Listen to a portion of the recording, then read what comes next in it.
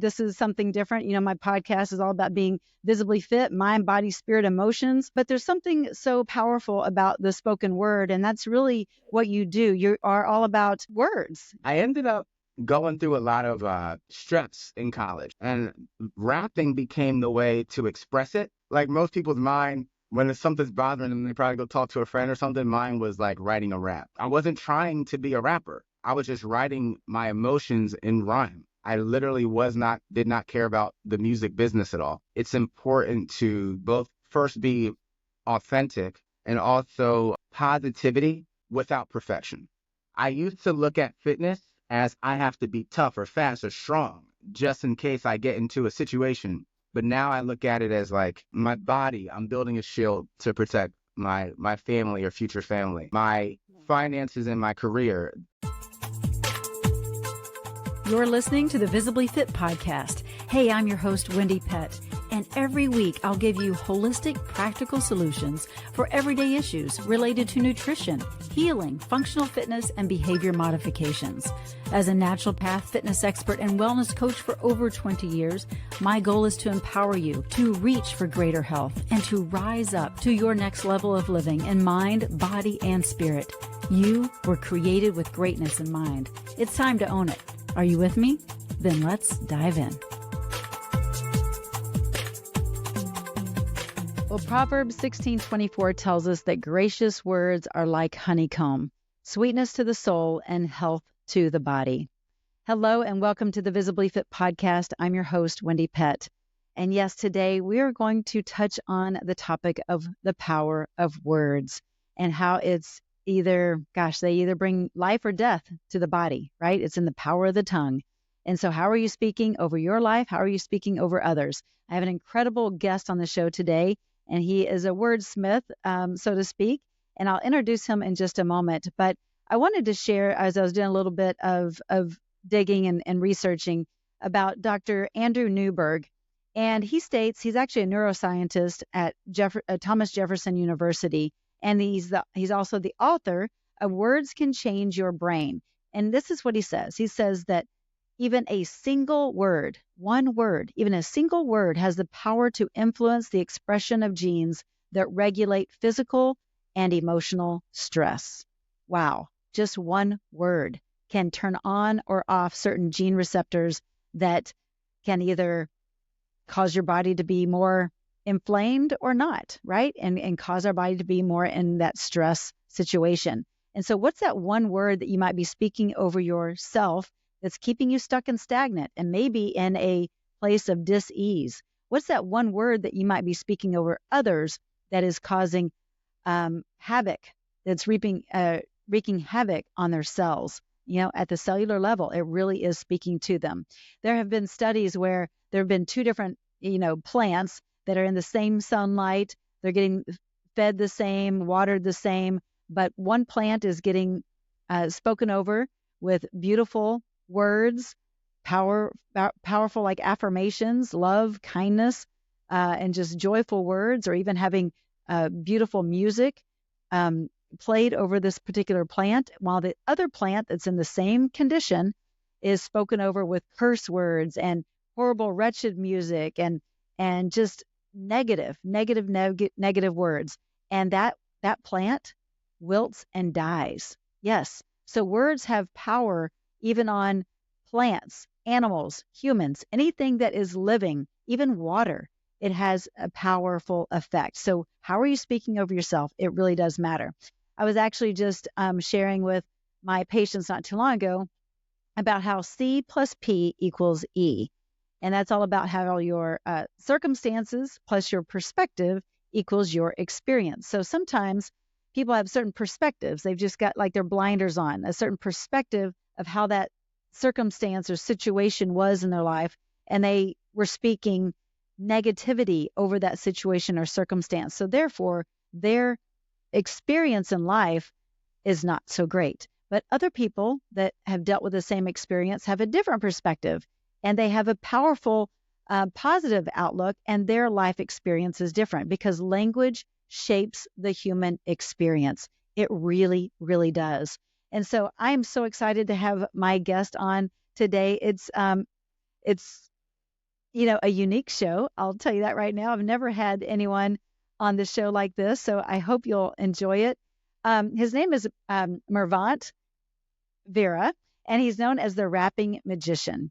Yeah, he is known as the rapping magician. Never had a rapper or a magician on the show, and not one together. But he is truly unique. He really is. And he's talented. He's an artist that has been captivating audiences with his one-of-a-kind performance for years. Born and raised in Philadelphia. We always say Philly, right? Philly is the cool way to say Philadelphia. Anyway, Mervant developed an early love for music and magic, and he combined these two passions to create a genre-defying style of entertainment. Mervant's performances are a masterful blend of jaw-dropping magic tricks and energetic rap music, leaving audiences amazed and entertained from start to finish. And this is so true because I have seen him in person, and he does an incredible job with his skill and with his craft, and it's so fun. He's quite the entertainer. But in addition to his talents as a performer, Mervant is also a gifted songwriter and producer with a natural ability to create catchy and meaningful music. His lyrics often focus on themes of self-empowerment, positivity, and social justice, inspiring listeners to think critically about the world around them and to embrace their own unique talents and gifts. He has been on America's Got Talent, and that's where I saw him at AGT's live show for what's it called? Superstars, the Superstars Live. Yes, that's what it's called. And it was so fun. He was one of the headliners, and it was just fantastic. But he's also been on the Huckabee Show, Power 99 FM, Jubilee Media, and he's actually performed over 800 live events with his partnership with Airbnb's Broadway online experience. He's a speaker. He's a keynote speaker. He's just done so much. But we saw him at the Luxor in Las Vegas. So that's where we get to see his gifts and talents. And I just wanted to bring him on and have him share his heart with you and also about the power of words. So enjoy the show. Well, welcome, Mervant Vera, to the Visibly Fit podcast. This is so fun to have you. I've never, ever, ever had a rapper on my show. I've never had a magician on my show. I've never had a rapping magician on my show. And here you are. Yeah, here we are. Yeah. So This is so fun. Thank you. I brought you on the show because, first of all, I just want to say thank you for your time and your willingness to come on board. This is something different. My podcast is all about being visibly fit, mind, body, spirit, emotions. But there's something so powerful about the spoken word, and that's really what you do. You are all about words. We were at your event in Vegas. I say we, me and my parents. I took them to see the Superstars live show, and you're one of the headliners, and it was just so fun. Like you pass out, big words to all the audience members. You have them mix them up and this and that, and you grab words and then you mix them up and do a rapping bit with it. And it's just so fascinating the way it just all flows. And I have to tell you, this is a funny thing because you didn't take one of our words, but when we opened up our words, my father, his name is Ace, and he opened up the word ace. Ace. You know what's funny? We've had people come to the show. I think there's about 1,600 words in those words mixed up, and people would get all the time. People would get words that meant something to them. Yeah, oddly enough, that's powerful, right? Yeah. Well, that's in the details, it's really I guess. Weird. Yeah, that's so cool. Well, I also have you on because you are a man of faith, and I don't know that too many people think about faith and magic and that kind of thing, but it exists. There's some gospel magic that's happening. There's different things that are going on, and I think about what you did, and I knew immediately, and we kind of talked about this before we started live here, that you were a believer, and you were kind of shocked by that. But I believe that you carry the countenance, and I could see that from the stage especially. And I got to meet you briefly afterwards, which was fun. Well, that means a lot. That means a lot. I'm surely human and have my flaws, but I have gotten that to other Christians who have been like, "Man, are you a Christian?" And like I knew it. I'm like, how do you know? How do you know? So I guess there's a thing outside of the necklace, I guess. Exactly. Yeah. Well, I want to first of all just kind of go back for just a minute and figure out where did this all start? This rapping and magic, and how did you get this passion? Tell me about the Yeah. journey. So the whole rapping and magic thing started off with I think with frustration. So I was growing up, I was a shy teen, I was a shy kid, and I wasn't really an entertainer per se. I was more into sports during high school, but I always made raps for either girls I liked or for fun. I used to make comedy raps, like these funny little rap lines. That turned into getting a passion for magic in my senior year of high school. I started doing card tricks, did my first magic show in college, actually. So I actually didn't even do a show until I was a freshman in college, towards the end of my freshman year. And I ended up going through a lot of stress in college, a lot of stress, a lot of quote unquote pain, we'll call it. And rapping became the way to express it. I just felt like it was so deep. Like I had to write a rap. Like most people's mind, when something's bothering them, they probably go talk to a friend or something. Mine was like writing a rap. And I wouldn't even publish them. I wouldn't put them out there. I wasn't trying to be a rapper. I was just writing my emotions in rhyme. I literally did not care about the music business at all. And Like journaling in rhyme. yeah, yeah. And Mm-hmm. I was kind of a different kind of guy in the sense that I wasn't trying to be famous. I wasn't trying to really pursue entertainment seriously in my early 20s. And but I was writing these pieces that at the time I didn't realize were like deep for people. So they're just really emotional. In other words, I was an emotional wreck and put all my efforts into magic and rhymes. Hey, Um, but that's what pulls you through, and that's the beauty of journaling our words and having yeah, expression and allowing ourselves to process. So many times absolutely. people stuff it, right? And then it comes out sideways. Yeah, But processing it by journaling more or less those words in a rhyme and having fun with it and really going deep with it not only helped to heal your pain, but it's helped others as well. Hear mm, your words help heal their pain probably. man, and that's been like such a full circle thing. Mm. Especially doing the live show or even the TV show. My experience on America's Got Talent, hearing people reach out to me and like, man, this hit me like so deep, and I was like, whoa, like these raps that I wrote in my room became a piece that ends up being in an America's Got Talent, the Vegas show. You know, I'm doing these things that I can remember that day of going on AGT for the first time as clear as day, and it was so weird to think that this rap that I made up at my house is like means something to someone. So yeah, Well, I remember it very clearly. My husband and I were in our living room watching, and we loved every minute of it. And we're like, man, this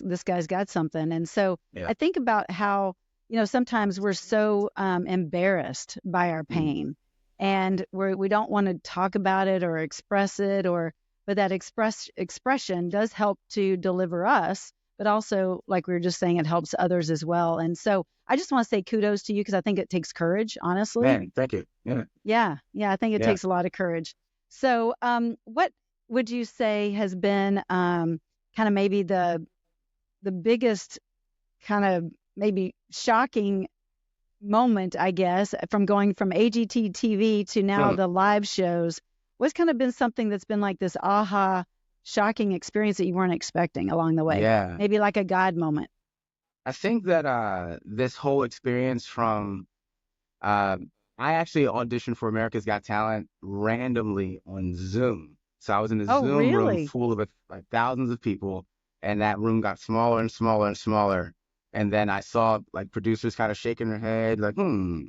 And next thing you know, uh, I'm in Las Vegas as headlining in Vegas. So that trajectory from being in my bedroom doing card tricks to a camera to headlining Las Vegas was really huge. I think on a spiritual side, personal side, the biggest change that this is literally this summer I've discovered this is a lot of challenges that I was dealing with internally have come full circle through the lessons I've learned in entertainment. And I Mm. don't think I would have learned them the same way if I wasn't on a bigger platform it's the biggest TV show of the summer, America's Got Talent. That brand, it put my face in front of a lot of people. So the way I related to the world, or the way people related to me changed almost in an instant. And I think there's a responsibility that comes with that, especially Yes. if you're in the space of inspiring people or talking to people. And I think that I've realized, actually, I just realized that it's important to both first be authentic, especially in today's world, because everyone's not selling something per se, but everyone's on camera and we're trying to be our best selves. So authenticity and also positivity Yeah. without perfection.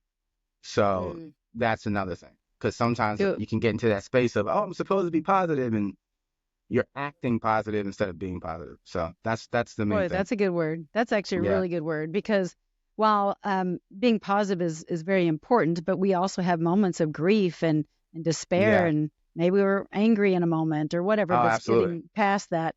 But, Proverbs tells us in 18:21, it says, death and life is in the power of the tongue, and those who love it will eat its fruits. And so Wow. we do want to practice positivity.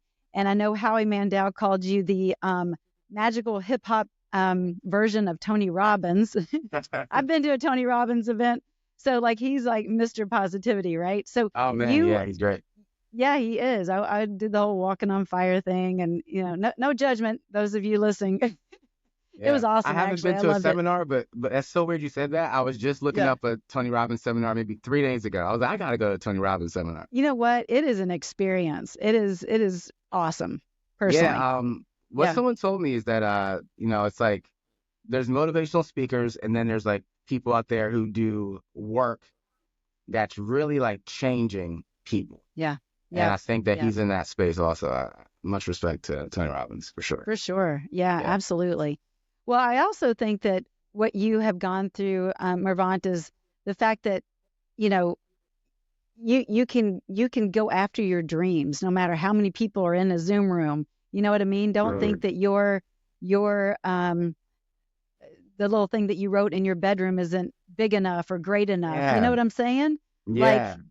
like when God's in it, he's in it, and the door will open that no man could Absolutely. ever close, right? Absolutely. So, Yeah. It's and telling your story. I think yeah. that's where I'm at in life now. I spend a lot of time focusing on like the entertainment business, and I feel like I haven't told enough of my story. And that's so funny because I was just chopping up a bunch of clips, doing a deep dive like revision of my whole agency experience. Like last night, I was editing a bunch of stuff, and some of it is even a little bit not scary, but like nervy to put out because it's new information about me. But Sure. it's for like the people who feel the same way. So that's where I'm at.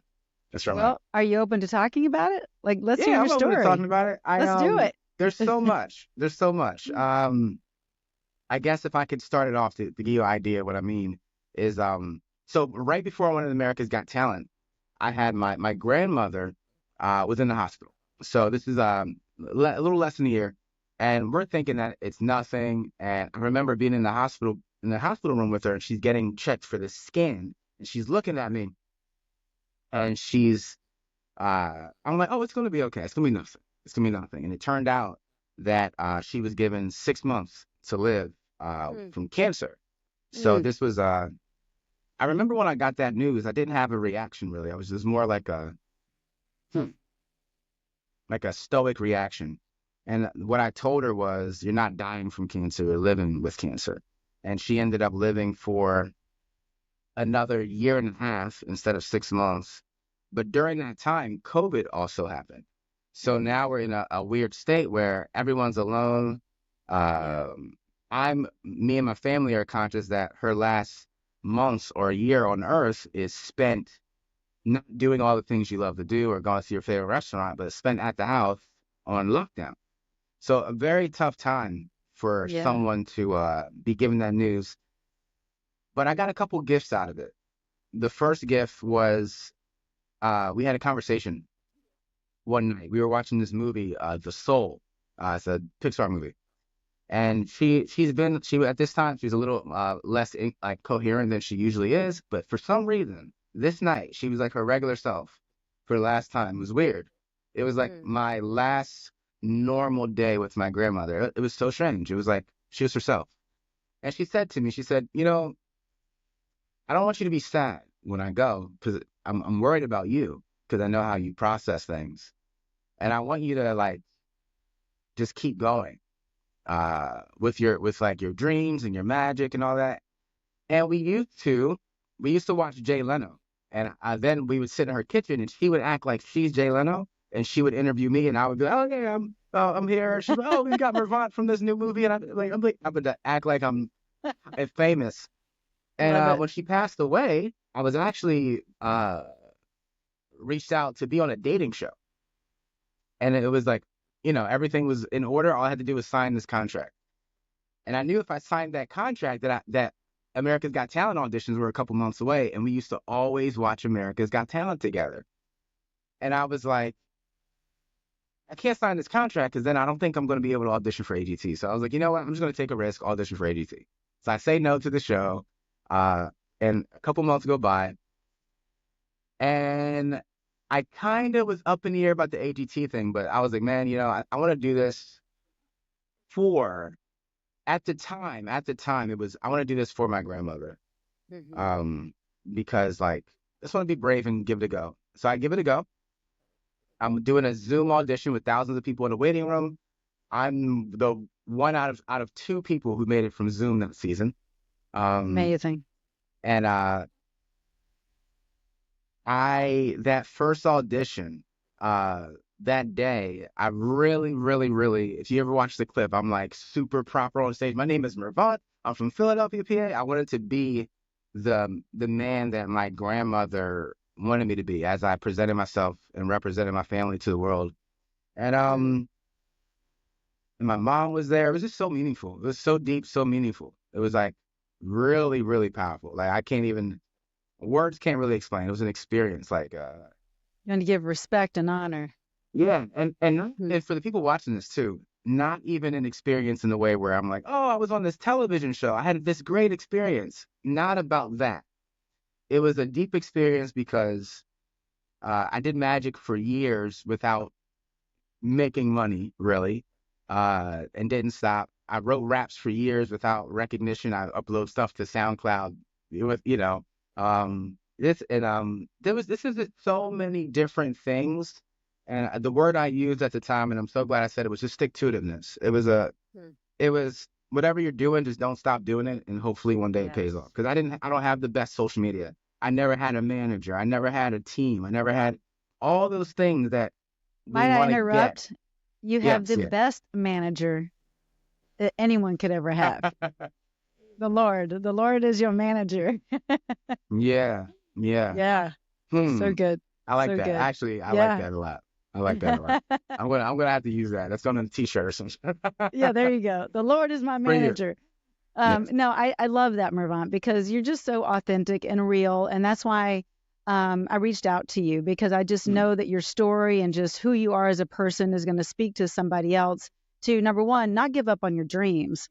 Number two, to have that stick-to-it. How do you say it again? Stick-to-itive. Stick-to-itiveness.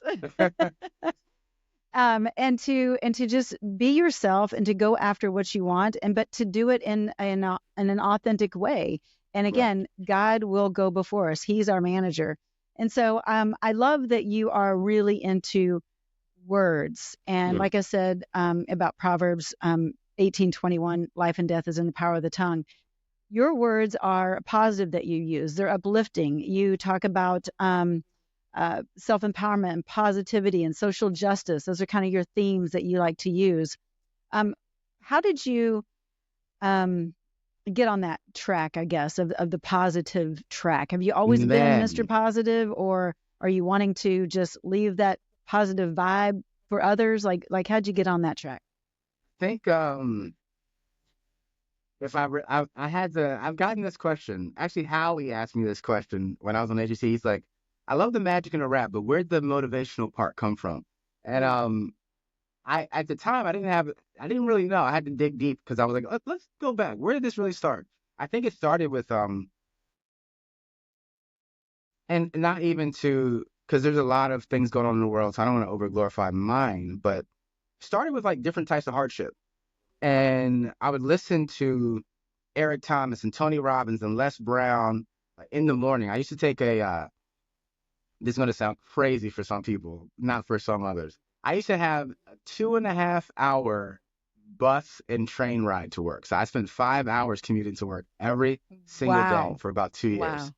I was a broke kid, didn't have a car, got a job that was far away, and just took the job and would take this long journey every day.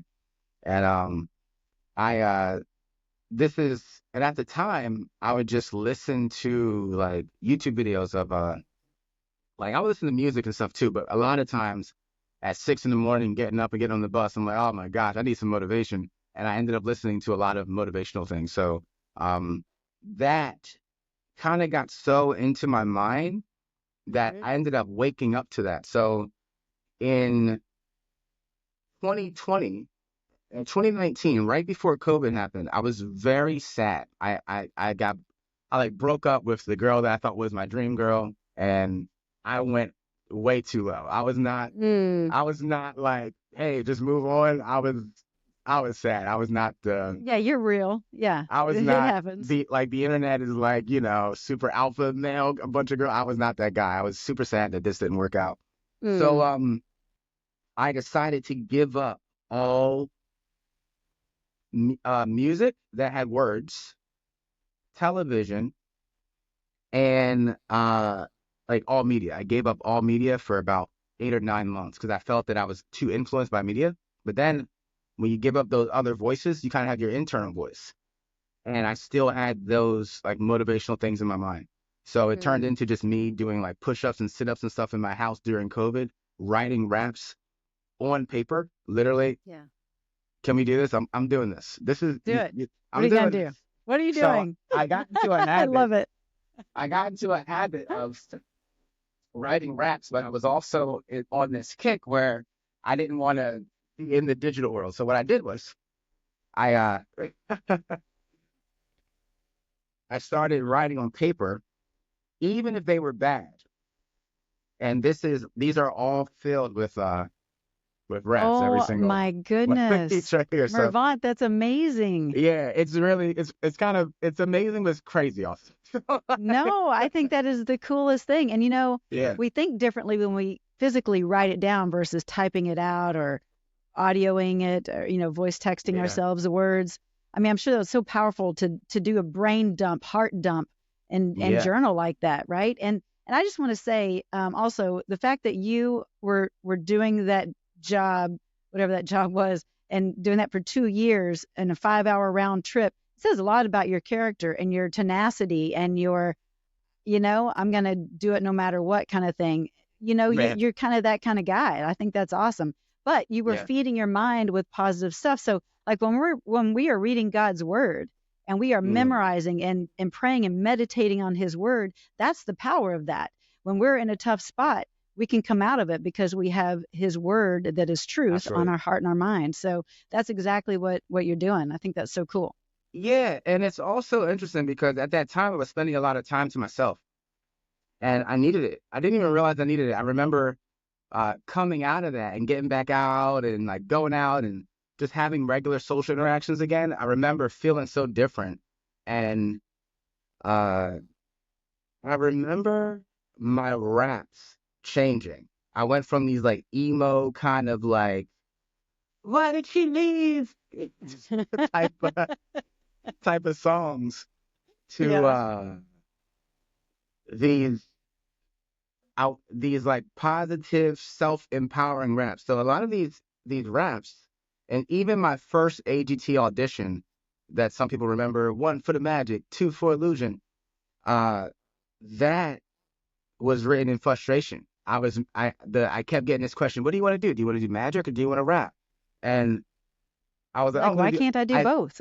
I got home and I was like, I'm going to start making raps about magic. So I was like, that's what I'm going to do. I'm going to mix them. And there you go. Problem solved.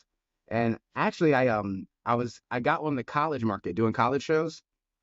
And I was on the college market as the hip hop mentalist because I was doing a lot of mind reading tricks at that time. So it wasn't the rapping magician yet. It was the hip hop mentalist. So big shout out to Mike Miller, my first manager for the college market. So the hip hop mentalist, that was the thing. I go to the college market and I get shows and I'm happy. It's my first time doing that. I go back to another conference doing the exact act I did on America's Got Talent and got 0 bookings. Seriously? No one liked it. They got 0 bookings. But Interesting. so I went home that day feeling frustrated. You pay a lot of money to showcase at these events. I made no money on this. It was just a rough day. And I was like, it was another L for Magic, me trying to get out of my previous situation. And I was like, no, these people are wrong. I got to show this to the right people. That's how I felt. I was like, I know this is good. I was like, I don't know. Okay, wait a minute. That is a word right there, real quick, Mervant, because sometimes we quit at the first no, or we quit at however many no's. But it's that getting it in front of the right person that matters. And so someone listening may have something that they're doing too, that they just haven't put it in front of the right person to get it heard. That is so true. That is so true. Yeah. For someone watching this right now, you have a weird dream, like being a rapping magician or a something that doesn't exist yet. Go out there, do it. This is your permission from the universe. If you've been looking for it, God wants you to follow your path. Give it a go. That's right. Worst case scenario, you end up being a meme on the internet, and we'll love you anyway. So, yeah. Yeah. I love it. That's so good. Oh my goodness, you are just a trip. I do. I love your passion for words. I love how you are just going for it. A lot of people just wouldn't go for it. Let's talk about your faith for just a minute. You were brought up in Philly, and and let's talk about your faith, how you were brought up, where you are now, and I will preface this with, and this is probably as vulnerable as I can be.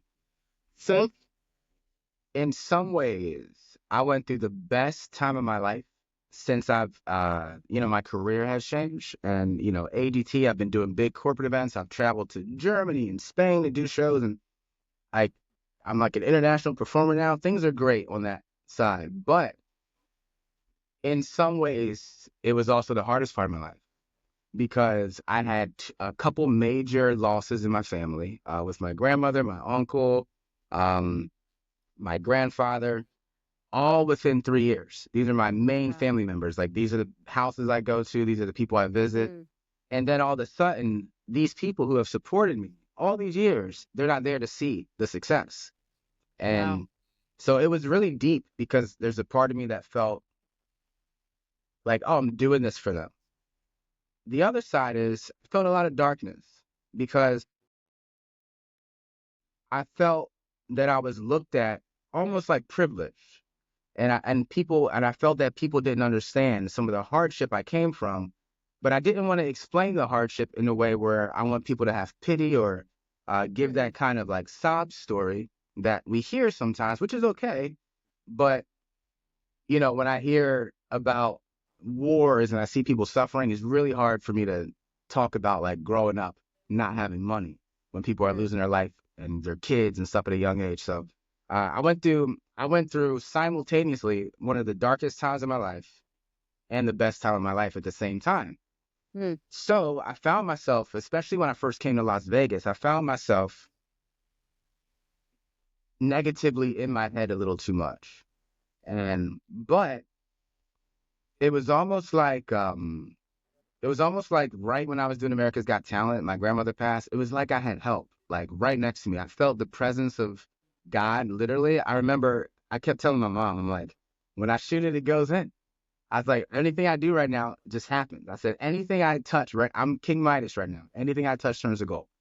And I was in that such a positive vibration. And then with so much change, I got into a dark space. And the only way that has been guiding me out of that dark space was to get back to church, to get back to praying deeply, getting back to talking to God throughout the day like a friend. Yeah. And I'm still in that space. And I grew up in a church home. My grandmother was the catalyst to introducing me to God. I think that's something we forget.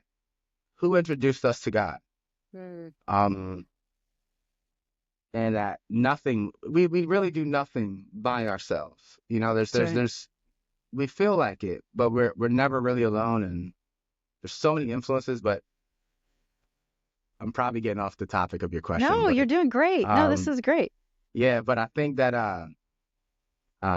that has been the only catalyst to why I've been able to stay afloat, going through some emotional hard times, probably the hardest emotional time I've ever been through. So, Right. man, so my faith is renewed from a different place, less from a going through the motions. Oh, I pray, I go to church, you know, and more Right. about, I've been more focused on having a direct relationship Yes. with God, like really feeling that presence. Amen. And So yeah, it's the relationship versus the religion. And I know we talked before, you were brought up Baptist, and now you found a church in the Vegas area that you're going to, and it's not about the denomination. It's about that relationship that you have with Christ, right? yeah, And so I think so often we get um, because we're so human, we kind of just want to check off the boxes, right? Like did that, we're good. Especially if we're more type A and we want to get things done, and goal setters and that kind of thing. But it's so much different than that, and it's about having that time, like you've allowed in your own life, that 8-month window when you are just kind of shutting down. But that takes discipline, which you're very disciplined. That takes discipline to shut down media and shut down everything and just be alone with yourself and with the Lord, and to hear from Him and to get healed. A lot of people want to dismiss their healing opportunity, and then they carry it through their life like a ball and chain, and it affects so many other people. So the fact that you're young, you've given yourself the opportunity to go through those healing motions is powerful. And that's what allows us to grow, is when we take a step back and we're like, okay, Lord, you're going to have to, I'm weak. You're strong. So here we go. absolutely. Let's do this together. Absolutely. Right. Especially Yeah. today. I think society today, depending what angle you look at it from, if you look at the statistics, loneliness is at an all-time high. Depression. It is an epidemic. Yes.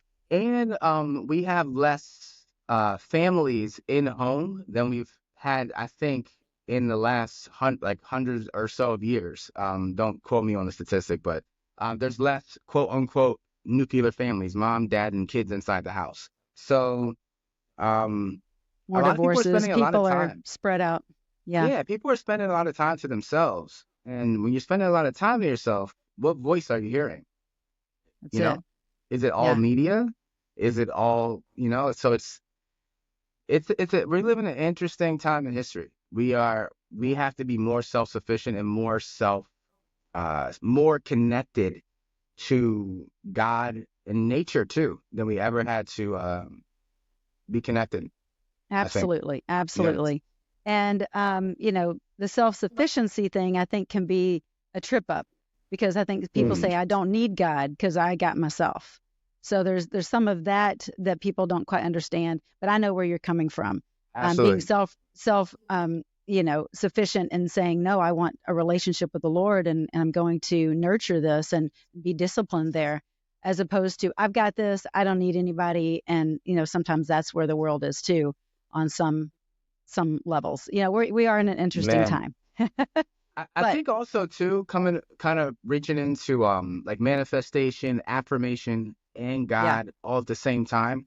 Viewing yourself as a child of God is important, because if I just view myself as a man and I'm just here and God is doing His thing, I kind of go, oh, well, He's too busy to think about, or God's too busy to care about how I feel today. And you start just the big man yourself up in the sky. Yeah, just way out there. Yeah, instead of in here. I used to have those thoughts. I used to think, man, there's more important things going on in the world. God's not worried about me. And but that is to say that He's not all powerful. And exactly. That's the question. That's to put human limitation on God. So that's exactly. That's Preach it. Come on, Mervant. No, seriously, that's a mindset I had to break. That's a mindset I really had to break. I used to think, oh, well, I have to do this because, God doesn't care about my career or this and that. He's busy doing other stuff. That's just how I felt. And yet, you are fearfully and wonderfully made. He knows every number of hair on your head. He knit you together in your mother's womb. Like, you Yeah, think about that, and it's like, it's mind blowing, right? it Every is. single person that are our brothers and sisters, like we're all connected. And it's just fascinating. So we got to pray for people, speak words of life over people. What are some of your favorite words that you speak? Do you have like 5 of your favorite words that mean something big to you? I know it's a Hmm. That's funny you said that. And one day I'll come back. I'll come back to this. I've been making something about this. About certain words that you say to yourself. Some of my favorite words. I like the word. So less than words, I have like a metaphor. So I grew up feeling the need for protection at certain times. I was the only son with a bunch of sisters and female cousins. And that can put, as a man, that can put you in a space where you feel vulnerable because you need sometimes you want a big brother or that, you need a that, man. Yeah. so yeah, you need a guy to stand up for you. I didn't have that exactly in certain social situations. So I kind of became my own protector in a way, Hmm. which led to me like learning how to fight and learning how to be tough and things like that. And I'm a huge Marvel fan. And I kind of thought about Captain My son America. is too. Yeah. Yeah, and so my metaphor for like if we had to put it into a category, just being a well-rounded man and a protector is Captain America, his weapon, so his shield. Mm. So why does Captain America have a shield, not a sword or a bow or something that inflicts? Why is it a protective thing? Because if your protection is strong enough, you don't have to attack or go to war yourself. So Ooh, that's good. my metaphor for instead of a word per se, I think of that shield pretty often. I think of like Mm. not necessarily Captain America's shield, but Sure. me as like, because I'm really into fitness too. So I used to look at fitness as I have to be tough or fast or strong just in case I get into a situation. But now I look at it as like my body. I'm building a shield to protect my family or future family. My finances and my career. The house I want to, my dream house. This is a fortress, a shield to protect, and this is a place of. That's the new archetype I kind of operate from. I love that. Building a shield of protection, because you know, an impenetrable mindset or impenetrable space doesn't even have to do the extra work of going out there to Attacking. inflict things or worrying about what's happening outside. You just gotta, Right. protect yourself and pick you Right. up.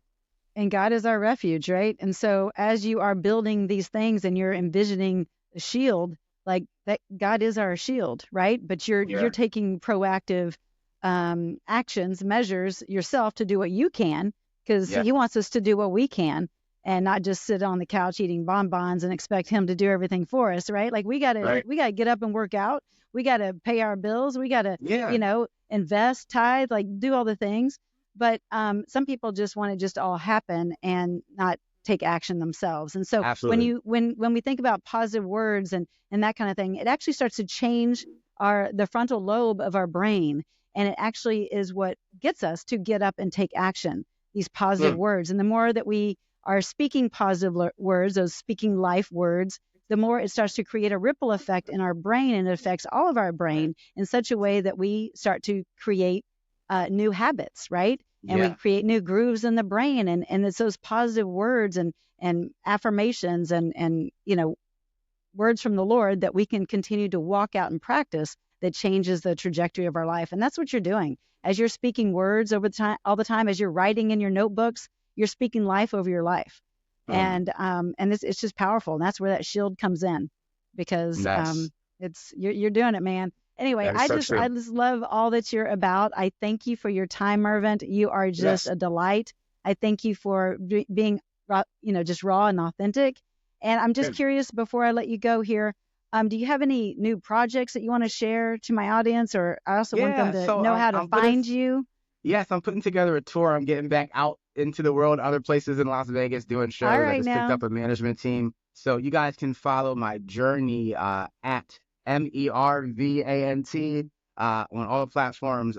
Also, if you just type in Google rapping magician or go to Mervant.com. If you sign up for my email list on my website, you'll be able to, I'll send you, I won't spam you, but I'll send you where I'll be and what I'll be doing.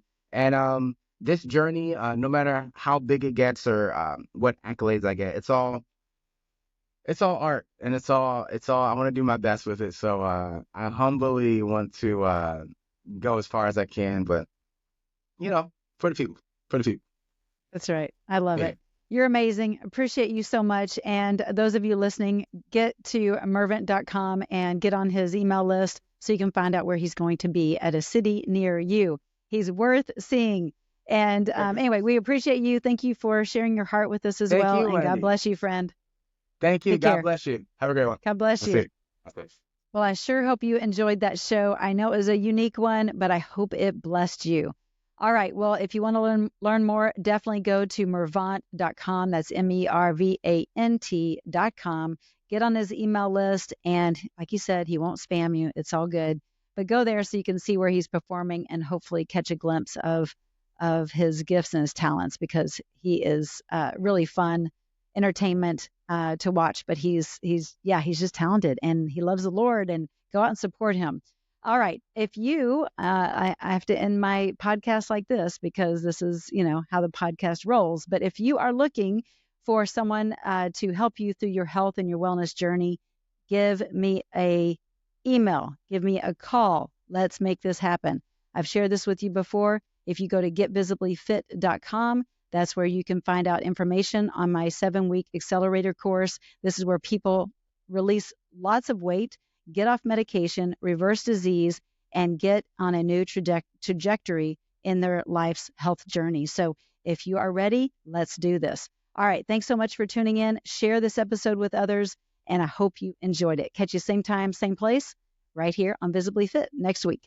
Well, that's a wrap for today's show. So thank you so much for tuning in. I love spending this time with you. To learn more and get more free resources, just head on over to wendiepett.com. And thank you in advance for sharing this episode and this podcast, following and subscribing not only to this podcast, but finding me on social media, Instagram, YouTube, Facebook, wherever you are, I'm probably there too. Until next week and our next podcast time together, make it a Visibly Fit day.